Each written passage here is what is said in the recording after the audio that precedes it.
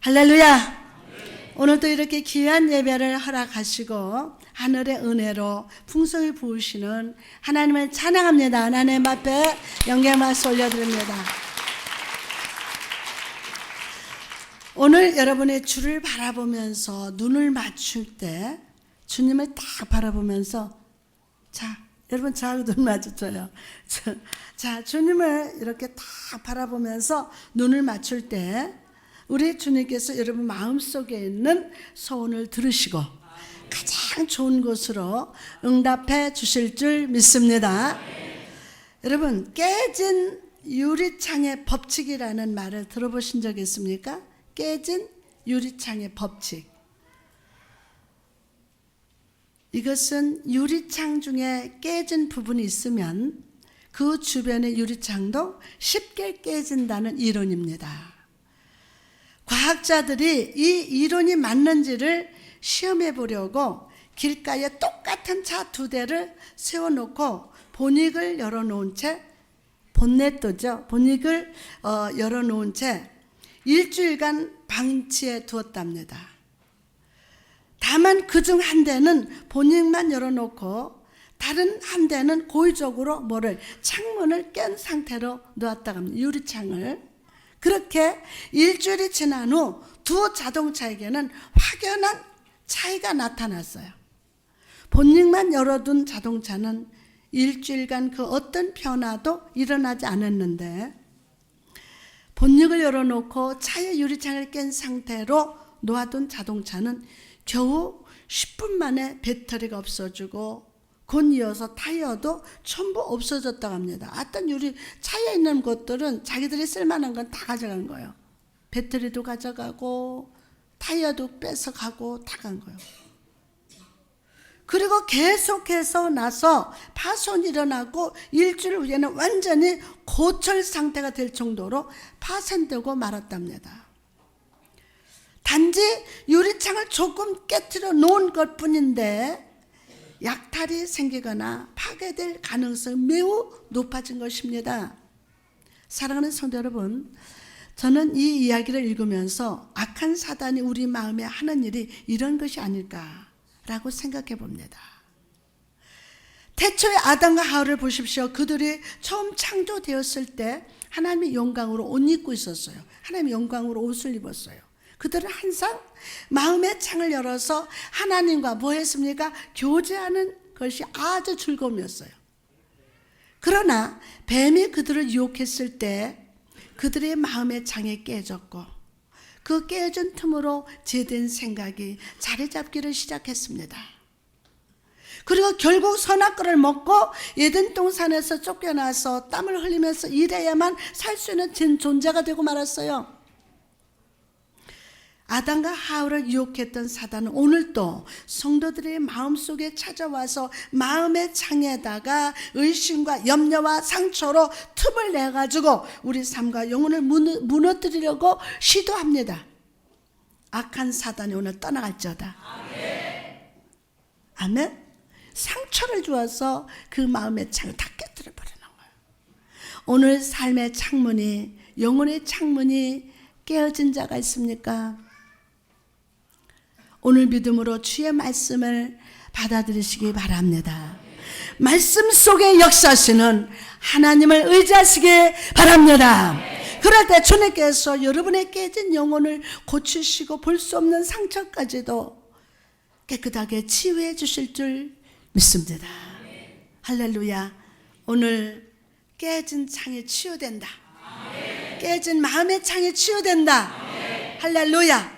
오늘은 주어진 본문을 의지해서 어둠을 벗고 빛의 갑옷을 입자 라는 말씀으로 은혜를 받고자 합니다. 여러분, 사도 바울은 13장을 마무리하면서 로마에 있는 성도들에게 경계의 말을 주고 있습니다. 즉 자다가 깰 때가 벌써 되었다 는 것입니다. 자다가 깰 때가 벌써 되었다는 것입니다. 여러분, 이 당시 로마는 온갖 죄와 악이 가득한 도시였고 방탕과 술 취함과 음란이 가득한 도시였습니다. 세상적으로 보았을 때 로마는 부귀 영화를 누리는 것처럼 보였지만 영적으로는 깊은 밤이었습니다. 그래서 사도 바울은 성도들로 하여금 이런 영적인 밤에서 잠든 자가 아니라 깨어나라, 깨어나라 라고 권고하고 있습니다. 그 이유는 우리의 구원이 처음 믿을 때보다 더 가깝기 때문입니다. 주님이 언제 오실지, 언제 세상이 끝날지 알 수 없지만 주님 오실 날이 점점 다가오고 있으니 영적으로 깨있으라. 깨어라, 주 재림 가깝다.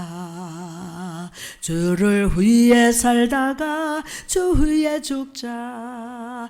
마귀는 내 믿음을 빼앗으려고 사망 권세 가지고서 유혹하여도 강하고 담대하여 두려워 말라. 승리자 예수님이 나의 편이다.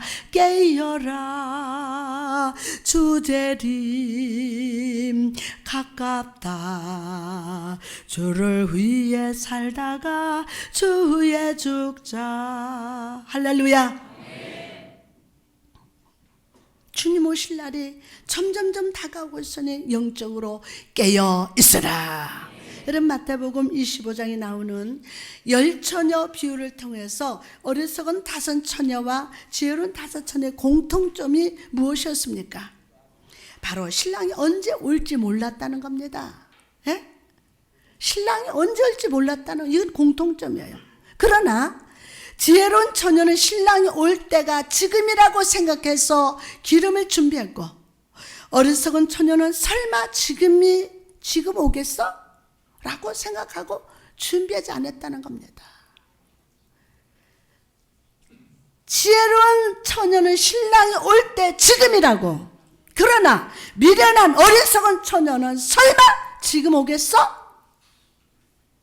라고 생각하고 준비하지 않았다는 거예요. 여러분, 오늘입니다. 지금입니다. 더 크게 하면 무엇이었습니까? 기름을 준비하지 못한 5처녀는 신랑의 베푼 잔치에 참여하지 못했습니다. 사랑하는 성도 여러분, 오늘 우리가 사는 이 세상은 바울이 살던 시대에도 상상 못할 만큼 경제적으로, 과학적으로 발전됐습니다. 그러나 하나님 보시기에는 여전히 이 세상은 암흑과 같습니다. 과거 로마와 같이 이 땅에도 온갖 음란과 거짓된 것들과 속된 것들이 가득합니다. 여러분, 세계 나라에서 우리나라를 참 부러워한답니다. 굉장히 부러워한대요. 그런데 불평 불만이 가장 많은 나라가 우리나라래요. 네? 세계 나라들이 우리나라를 부러워하는데 우리나라 안에서는 온 국민이 믿는 자, 믿으니까, 예수 믿으니까 안 한다? 아니에요. 불만 불평이 우리나라가 최고랍니다. 1위랍니다. 가장 사람들이 부러워한 나라지만 엄청난 발전됐습니다. 축복을 받았습니다. 그러나 불평 불만이 제일 많은 나라가 우리나라래요.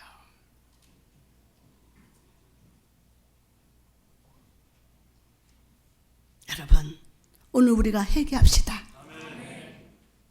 할렐루야.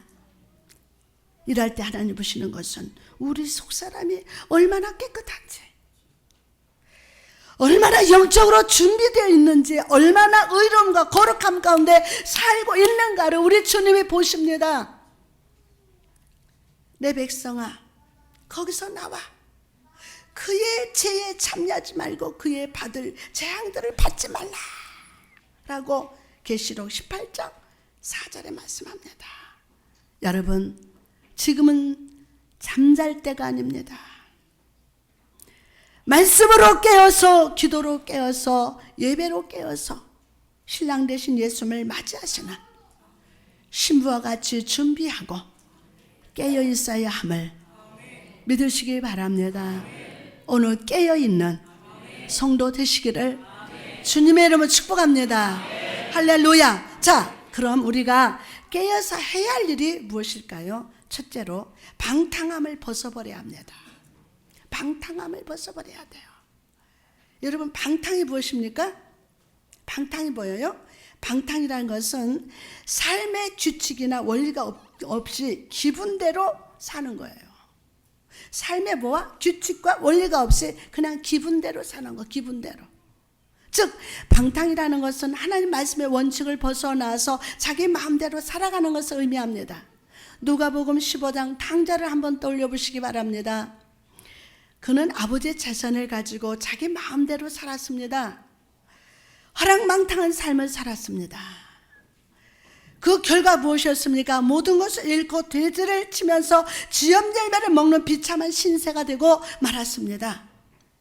사랑하는 성도 여러분, 우리가 그리스도인이라면 세상 속에서 방탕하는 삶이 아니라 하나님의 말씀의 삶의 주추를 세우고 말씀의 손가락을 가리키는, 말씀의 손가락이 가리키는 방향으로 순종하는 삶을 삽시다.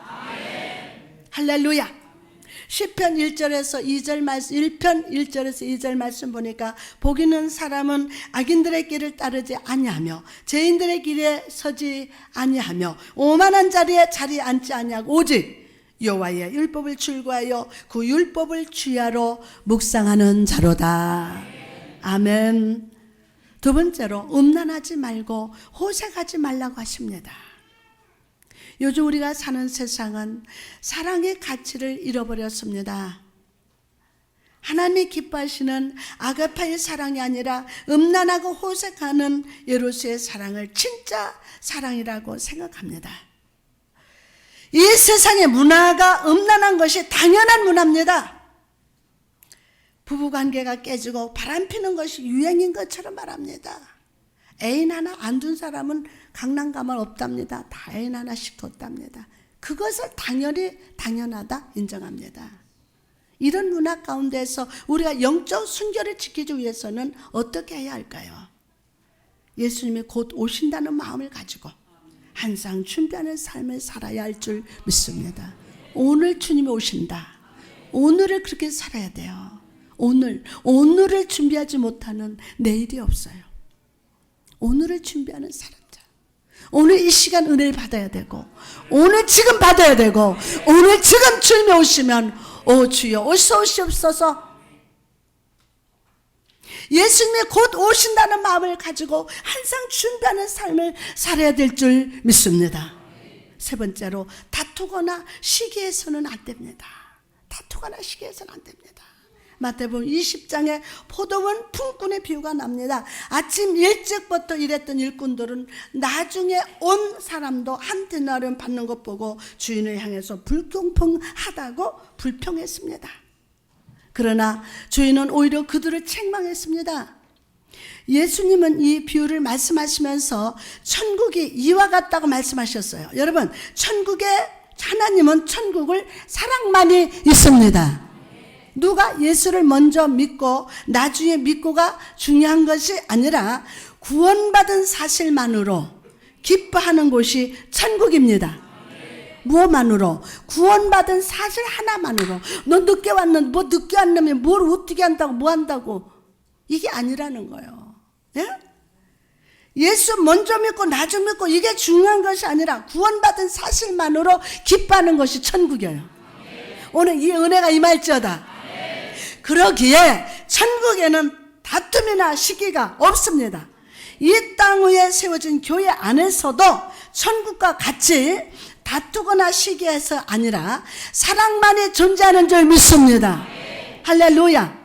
예수께서 나를 위해서 피 흘리시고 구원해 주시다는 사실 하나만으로 감사하며 아가페의 사랑으로 서로 사랑하고 섬기고 연약한 자를 감싸주고 돌보는 곳이 교회임을, 천국임을 믿으시기 바랍니다.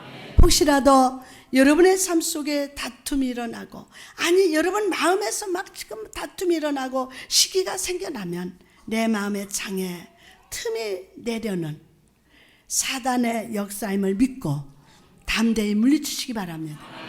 물러가라. 썩 물러가라. 까불지 말고 물러가라. 이거 물리쳐야 돼요. 할렐루야. 마지막으로 예수 그리스도를 옷 입고 육신의 일을 도모하지 말라고 하십니다. 누구의 옷을 입고? 예수 그리스도의 옷을 입고 육신의 일을 도모하지 말래요. 하나님이 우리를 창조하신 이유는 이 세상에서 하나님의 영광을 드러내면서 하나님 뜻대로 살라고 지으셨어요. 그러나 많은 사람들이 자신의 영광을 위해서 자신의 뜻을 이루기 위해서 살아갑니다. 사랑하는 성도 여러분, 이제 주님 곧 오십니다. 아멘. 나 밟을 때 나의 일은, 나 밟을 때 나의 일은, 나 밟을 때 나의 일은 부를 때에 잔치 참여하겠네. 자, 봅시다. 주님이 오십니다. 오늘 올지 내일 올지 몰라요. 20분 있다 올지 언제 올지 몰라요. 오늘 준비해야 돼. 이 시간 준비해야 돼요. 아멘? 설마 오실까? 아니, 성도도 그러고 살아요. 그래서 오늘의 준비 안 해요. 지금 준비할 때거든요. 지금 은혜 받을 때요. 오늘 이 시간 받을 때입니다. 받아야 됩니다. 내 뜻대로 살던 삶을 버리고 육신의 옷을 벗어버리고 오늘 예수 그리스도를 옷 입고 하나님의 영광을 드러내는 삶을 살아가는 여러분 되시기를 주님의 이름으로 축복합니다. 그렇다면 여러분, 우리가 예수 그리스도를 옷 입는다는 것은 무엇을 의미하는 것일까요? 그것은 즉 예수 그리스도의 마음을 품는 것입니다. 누구의 마음을 품는 거요? 예수 그리스도의 마음을 품는 것입니다. 빌립보서 2장 5절에 보니까 너희 안에 이 마음을 품으라. 곧 그리스도 예수의 마음이니, 그리스도 예수의 마음이니. 사도 바울은 이 말씀을 통해서 우리가 예수님이 품으셨던 그 마음을 우리도 품고 살기를 바라고 있습니다. 아멘. 여러분 마음에 지금 무엇이 있습니까? 어제까지 어떻게 살았던 지금, 아멘, 여러분 마음속에 하나의 원치 않는 것들을 물러가라. 그리고 오늘 누구의 마음을? 예수 그리스도의 마음을 품는 오늘 축복이 올 줄 믿습니다. 할렐루야. 여기서 품는다는 단어는 원어를 보면 깊이 생각하다, 날마다 생각하다 라는 뜻이라고 합니다. 깊이 생각하다, 날마다 생각하다. 여러분, 예수의 마음을 생각하되 날마다 생각하고 환경에 상관없이 이 마음을 품고 사는 사람이 그리스도인이라는 것입니다. 환난이 와도 고난이 와도 예수님의 마음을 품는 거예요. 예수님. 어떤 사람이든지 마음속에 원망과 불평이 가득 찬 사람이 흔들릴 때 원망과 불평이 흘러나옵니다. 그 마음에 원망과 불평이 다 가득 찬 사람, 그 사람은 삶이 흔들리면 뭐가 탁 나와요? 원망이 나와요. 불평이 나와요. 그 속에 불평, 원망이 있기 때문에 조그만 삶이 흔들리면 원망, 불평이 딱 튀어나옵니다. 그러나 그 내면에 예수 그리스도가 가득 찬 사람은 삶이 힘들어도, 환경이 힘들어도 예수만 나오고 감사만 나옵니다. 어떻습니까? 여러분 그런 분이 되었습니까? 괜찮아요. 오늘 하나님 앞에 우리 치료받읍시다. 오늘. 그래서 이 말씀이 중요한 거예요.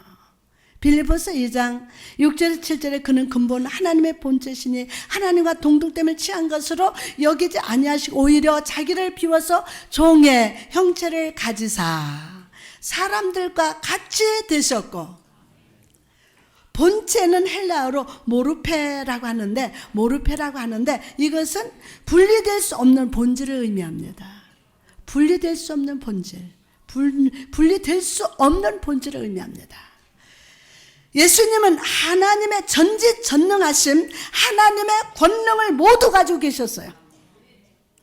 그러나 주님은 그것을 내려놓으시고 낮아지셨습니다. 먼저 주님은 자기를 비우셨어요. 이것은 그분이 하나님이셨지만 우리의 경배를 받으실 분이지만 그 권리를 포기하셨다는 뜻입니다. 다음으로 주님은요, 자기를 낮추시고 사람이 되셨습니다. 전능하신 하나님이 한낱 피조물인 사람이 되셨다는 거예요. 창조주가 피조물이 되신 것입니다. 이것을 두고 어떤 신학자는 예수님이 십자가에서 피 흘리시고 죽으신 것보다 하나님이 사람이 되시는 일이 훨씬 힘들고 고통스러우실 것이라고 말했습니다. 어느 신학자가 그랬어요. 현재, 과거, 미래를 초월하신 영혼의 시간 속에 계시던 분이 유한한 시간 속에 갇히셨어요. 온 우주를 빛과 같이 움직이실 수 있는 분이 작은 이스라엘 땅을 밟으셨습니다. 또한 주님은 죽으셨습니다. 만왕의 왕이신 주님께서 가장 저주받을 자, 살인자, 강도가 죽을 때 쓰이는 십자가에 못 박혀 죽으셨습니다. 왜 그랬습니까? 바로 하나님께 온전히 순종하기를 원하셨기 때문입니다. 태초의 아담은 하나님보다 조금 못하게 지어질 정도로 영광스럽게 창조되었어요. 그러나 뱀의 유혹을 받고 하나님같이 높아지려다가 실패를 했습니다. 가장 낮은 죄인이 되었어요. 그러나 둘째 아담 되시는 예수께서는 가장 높으신 자리에서 스스로 낮아지심으로 죄로 인해서 낮아진 우리를 구원해 주셨습니다. 하나님 감사합니다.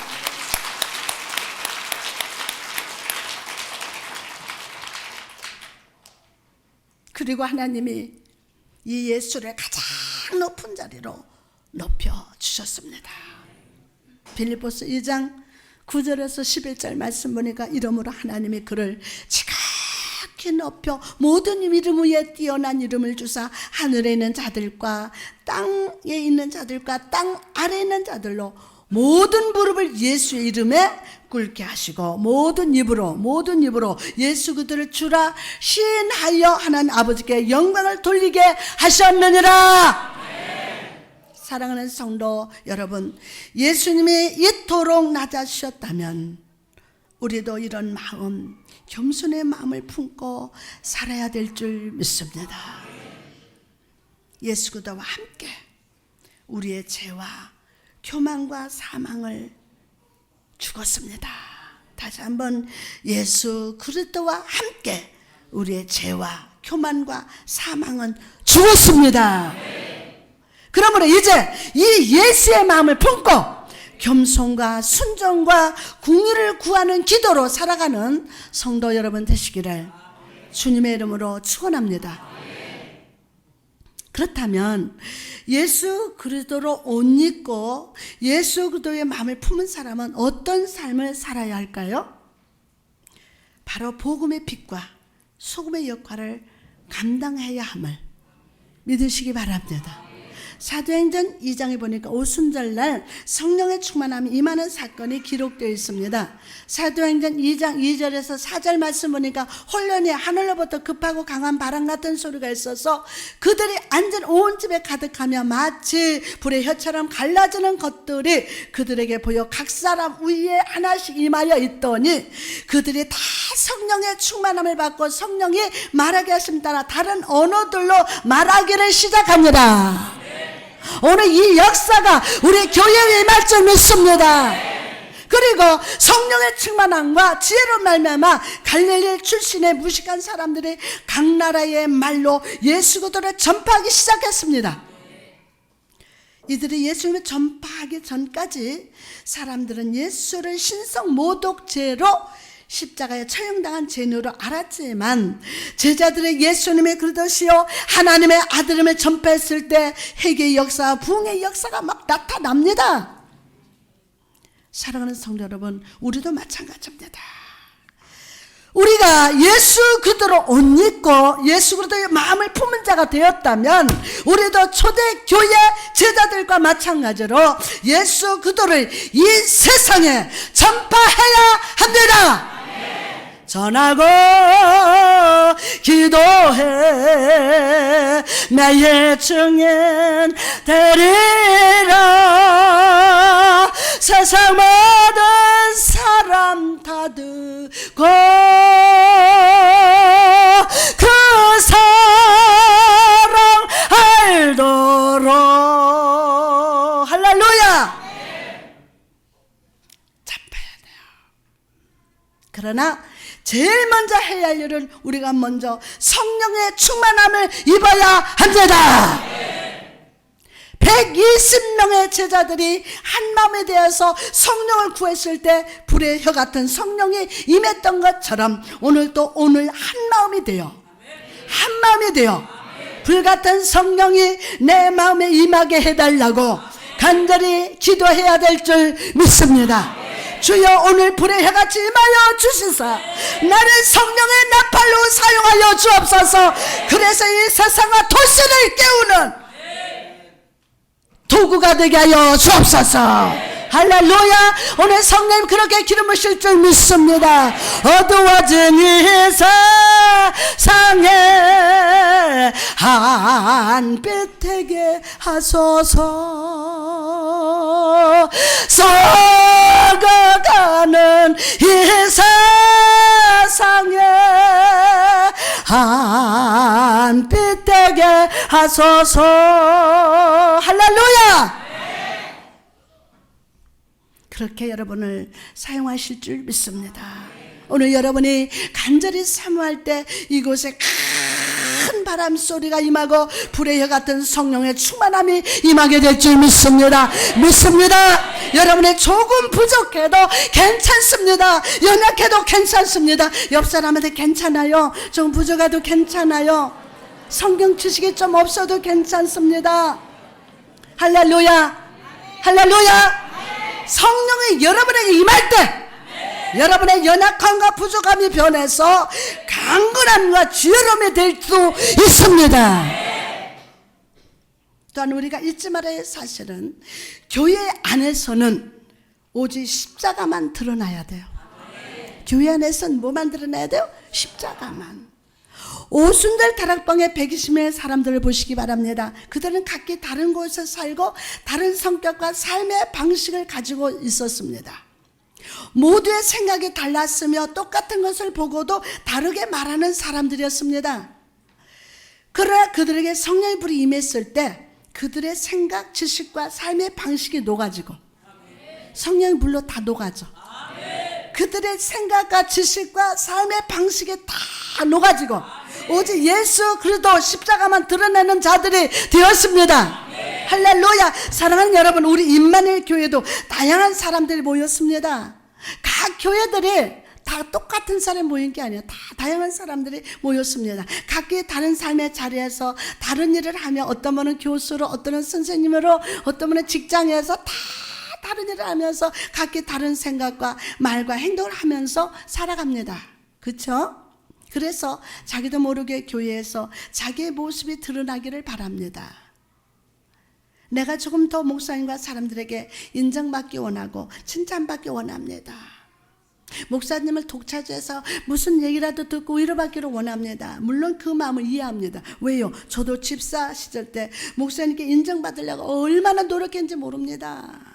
그러나 사랑하는 여러분, 우리가 예수 그리스도의 이름을 나타나는 빛과 소금의 사명을 받은 자라면 교회에서 나의 이름이 아니라 오직 예수의 이름만이 빛나야 함을 믿으시기 바랍니다. 우리의 믿음과 열정과 삶 전체를 성령 용광로에 집어넣읍시다. 할렐루야. 그럴 때 성령께서 모든 세상의 불순물을 제거하시고 우리 모두를 하나 되게 하사 하나 되게 하사 보혈의 십자가를 우리 교회와 삶 속에 세워주실 줄 믿습니다. 할렐루야. 오늘 우리 모두가 하나 됩시다. 옆 사람 손잡고 우리 오늘 하나 됩시다. 할렐루야. 그리고 구원의 십자가, 은혜의 십자가, 축복의 십자가를 들고 세상에 나갑시다. 그리고 성령께서 주시는 지혜로 말미암아 이 세상에서 죄의 어둠으로 영안이 어두워진 자들에게 예수를 전합시다. 예수를 전합시다. 먼저 여러분의 가정과 친척과 친구들에게 이 복음을 전합시다. 아멘. 가정과 친척들, 친구들에게 이 복음을 먼저 전해야 돼요. 그리고 이 은혜의 옥토가 되는 이 자리에 함께 나와서 예배하게 해달라고 간절히 기도해요. 이루어질 때까지 기도해요. 올 때까지 기도해요. 합신할 때까지 기도해요. 오늘 그 기도의 능력 받을 주다. 할렐루야. 그럴 때 주님께서 우리를 사용하셔서 우리 가정을 살리시고 친척들을 구원하시고 사업장에 축복해 주실 줄 믿습니다. 인간 관계 속에 은혜의 십자가를 세워주실 줄 믿습니다. 할렐루야. 나아가서 우리를 성령의 나팔로 사용하시사 도시를 깨우고 나라를 깨우고 이 세계를 깨우는 놀라운 부흥의 역사를 이루어 주실 줄 믿습니다. 아멘. 이럴 땐 아멘 몇 번 하라고 그랬어요? 아멘, 아멘, 아멘. 할렐루야. 이제 말씀을 마치려고 합니다. 여러분, 오늘 영의 말씀을 들으신 줄 믿습니다. 자, 오늘을 살아가는 사람들은요, 마치 깨어진 유리창처럼 세상의 바람에 상처받고 사람의 바람에 상처받고 시험과 고난의 바람에 상처를 받았습니다.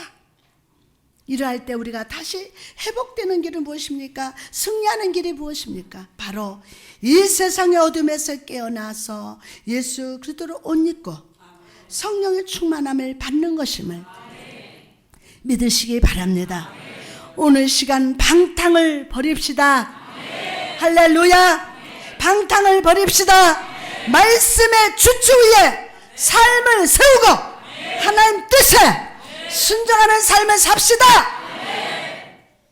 하나님의 사랑을 잃고 타락한 사랑을 추구하는 이 세상의 음란을 벗어버리고 아가페의 사랑을 하나 되어 서로 섬기고 감싸주며 섬기는 여러분 되시기를 주님의 이름으로 축원합니다.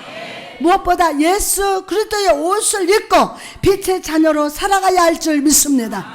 우리는 하나님의 영광을 위하여 하나님의 이름을 드러내라고 창조한 존재입니다. 할렐루야. 마음속에 내 만족과 유익을 채우기 전에 세상 것들을 채우기 전에 먼저 예수 그리스도로 가득 채우시기 바랍니다. 오늘 예수 그리스도로 충만하게 채워질지어다. 내 자리 넘치도록 채워질지어다. 할렐루야. 그래요. 그래서 예수 그리스도를 생각하되 깊이 생각하고 날마다 예수를 묵상하시기 바랍니다. 할렐루야. 주님이 우리를 위해서 전능을 내려놓으시고 가장 낮은 자리까지 낮아지신 것처럼 우리도 주님 앞에 가장 낮은 자로 섬기는 종으로 낮아지는 삶을 살아야 합니다. 아멘. 여러분 마음에 지금 무엇이 있습니까? 감사하는 마음이 있습니까? 예수 그리스도 마음으로 예수님을 깊이 생각하고 그분을 묵상하는 마음이 있습니까? 아니면 여러분 마음에 불평, 원망이 있습니까? 삶이 흔들면 그게 바로 원망, 불평으로 나와요. 인생 어차피 힘든 삶을 살아가요. 그래서 예수님이 이 땅에 오셨고 그 예수를 묵상하고 예수님을 바라보면 아멘. 그 멍멍멍멍 짖는 개도 선교사님의 눈을 팍 쳐다보면서 오늘 예수의 눈을 바라보셔. 예수님을 묵상하란 말이에요. 그럴 때 하나님의 예수를 높이신 것처럼 아멘. 주님께서 여러분을 높여주실 줄 믿습니다.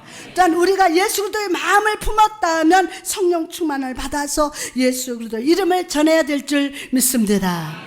오순절 다락방에 120명의 제자들이 성령의 충만을 받았을 때 각 나라 방언으로 예수의 이름을 증거했던 것처럼 우리도 오늘 불의 혀 같은 성령 충만해서 우리 가정과 주변 사람들과 세상을 향해서 성령의 나팔을 붑시다.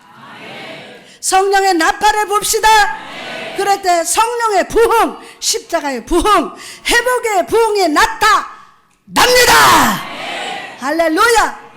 우리 임마누엘 교회 가운데 다시금 영적 부흥의 회복이 될 줄 믿습니다. 10,000명 성도 주실 줄, 다시 한번 10,000명 성도 주실 줄. 할렐루야. 그러니까 인간의 눈으로는 안 될 것 같지만 하나님을 믿으면 된다. 할렐루야. 성령이 오늘 그렇게 기름 부으시고 축복하여 주옵소서. 축복하여 주옵소서. 아멘.